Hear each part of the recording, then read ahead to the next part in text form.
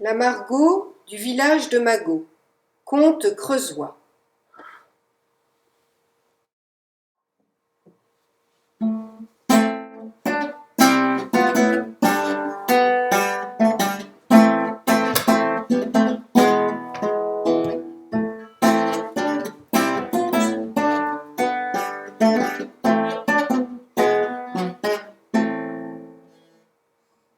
Depuis la naissance de sa fille, une paysanne qui habitait le village de Magot remerciait le ciel de lui avoir donné une enfant aussi belle. Un teint de lys, des yeux de velours, un sourire gracieux et enjôleur. Ma beauté, ne cessait de s'extasier la paysanne en montrant la petite à tous, afin qu'ils partagent son admiration. La paysanne n'était pas riche. Un petit lopin de terre, quelques chèvres lui assuraient une vie décente. Dans sa maison, peu de meubles, mais elle y tenait comme à la prunelle de ses yeux. L'armoire, la table, le lit, fabriqués par son défunt mari, et surtout un pétrin d'une valeur inestimable, car elle y façonnait le meilleur pain de la région. Il lui venait de son grand-père, qui lui-même le tenait de son père. Ce pétrin était sa vraie richesse, après sa fille, bien entendu.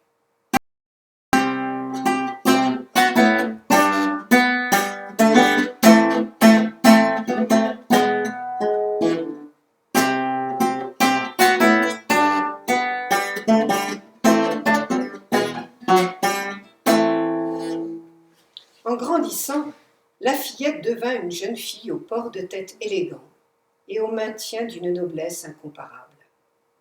Hélas, son caractère n'avait pas suivi le même chemin. À force d'entendre louer sa beauté, elle était devenue orgueilleuse, quoi de plus naturel. Mais son pire défaut était sans conteste le mépris insolent qu'elle affichait pour sa mère.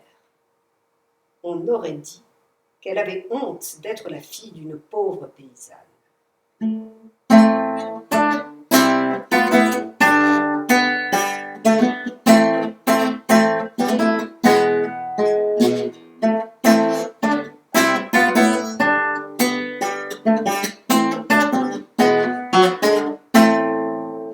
Le bruit de sa beauté s'était répandu dans toute la région, et un jour, elle fut demandée en mariage par un riche marchand.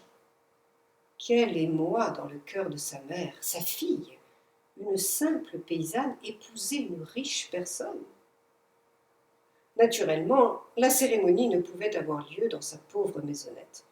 D'ailleurs, elle-même n'assisterait pas au mariage, sa fille lui ayant fait comprendre qu'elle ne voulait pas que les parents, amis et même domestiques de son époux s'enquièrent de ses véritables origines. Peinée, mais indulgente, la mère exigea seulement de fournir le pain du festin. Ainsi, elle participerait symboliquement à la fête. Elle fit donc moudre une grande quantité de farine blanche et fine, et puis, 3 jours avant le mariage, elle commença dès l'aube à pétrir et façonner des dizaines de boules de pâte qu'elle mit à lever sur des planches près de la cheminée. En même temps, elle entretenait un bon feu de braise dans le four à pain afin qu'il atteignît la chaleur nécessaire à la cuisson. Quand ce moment fut venu, elle enfourna les premières miches. Bientôt se répandit dans la maison la bonne odeur de pain chaud.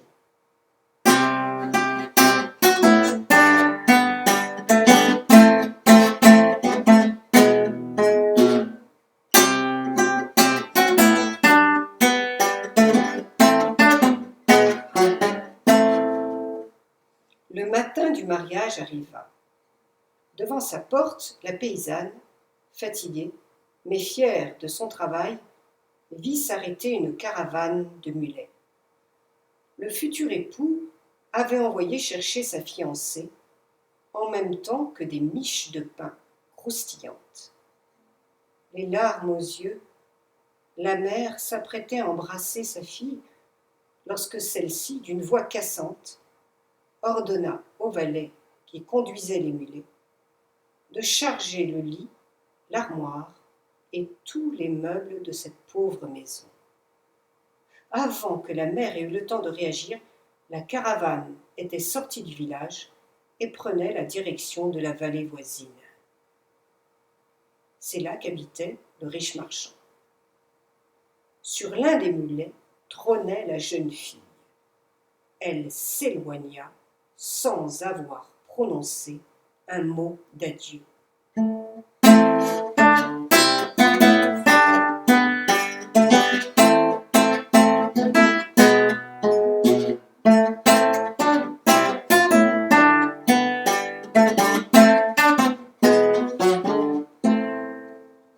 Le cœur de la pauvre mère manqua de s'arrêter.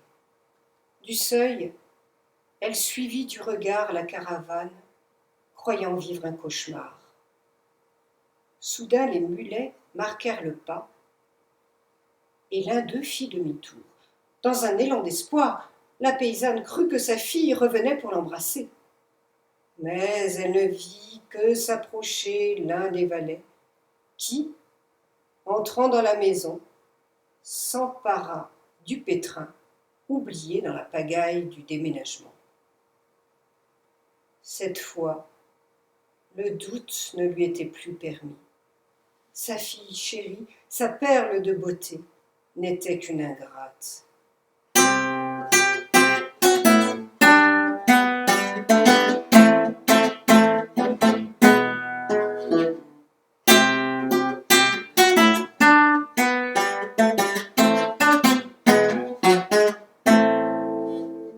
Alors, ne maîtrisant plus ni son chagrin ni sa colère, la paysanne gagna en courant un lacet du chemin d'où elle pouvait encore apercevoir l'ensemble de la caravane. Et là, au moment où celle-ci ralentissait pour s'engager dans un chemin plus étroit, elle s'écria d'une voix puissante. « Ô fille ingrate, puisses-tu à jamais rester pétrifiée, prisonnière du village ?»